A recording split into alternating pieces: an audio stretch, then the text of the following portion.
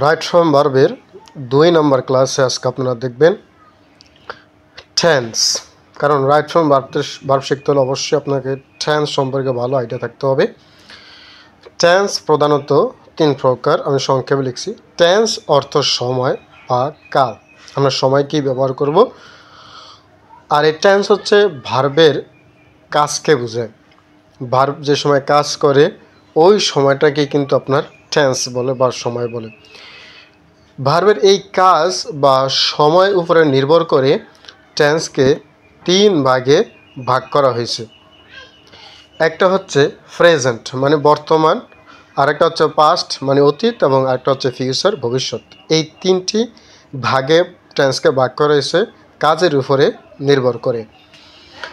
Present হচ্ছে যেটা মানে এখন যেই কাজটা এখন চলমান বা চলতেছে, হচ্ছে, হয়, হয়ে থাকবে, এটাকে বলা হয় প্রেজেন্ট। আর পাস্ট মানে অতীত, অর্থাৎ অতীতের সময় পূর্বে যে ঘটনা ঘটে গেছে সেটাকে বলা হয় পাস্ট। আর ফিউচার মানে ভবিষ্যতে যেটা হয়ে থাকবে, ভবিষ্যতে যেটা হবে, সংগঠিত হবে, সেটি হচ্ছে ফিউচার।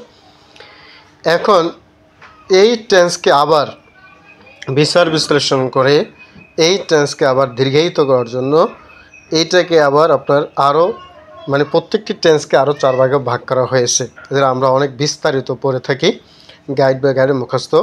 তো আমরা সেটাকে খুব সহজে কিভাবে শিখবো সেটা হলো যে প্রেজেন্ট, পাস্ট, ফিউচার 3টি টেন্স লিখলাম, এবং ইনডিফিনিট, কন্টিনিউয়াস, পারফেক্ট এবং পারফেক্ট কন্টিনিউয়াস এখানে 4টি টেন্সের নাম লিখলাম।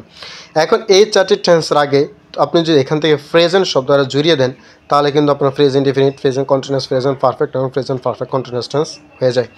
একইভাবে সে 4টি টেন্সের আগে যদি আপনি পাস্ট টেন্সটা জুড়িয়ে দেন তাহলে first indefinite, first continuous, first perfect এবং ফার্স্ট পারফেক্ট কন্টিনিউয়াস টেন্স হয়ে যায়।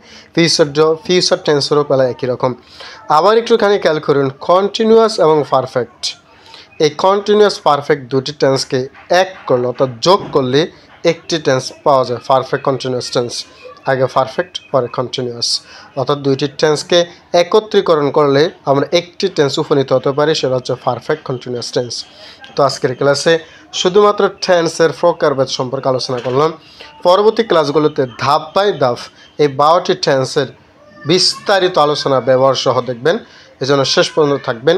আর এই বিস্তারিত আলোচনা, ধাপ বাই ধাপ বিস্তারিত আলোচনা ক্লাসগুলো পেতে হলে অবশ্যই চ্যানেলকে সাবস্ক্রাইব, এবং যারা ফেসবুক থেকে দেখতেছেন অবশ্যই ফেসবুক থেকে আমার পেজটিকে বা প্রোফাইলকে ফলো করে রাখবেন। কমেন্ট করে জানাবেন ক্লাসটি কেমন হচ্ছে। ধন্যবাদ। আর কীভাবে উন্নত করা যায় সেটাও জানাবেন।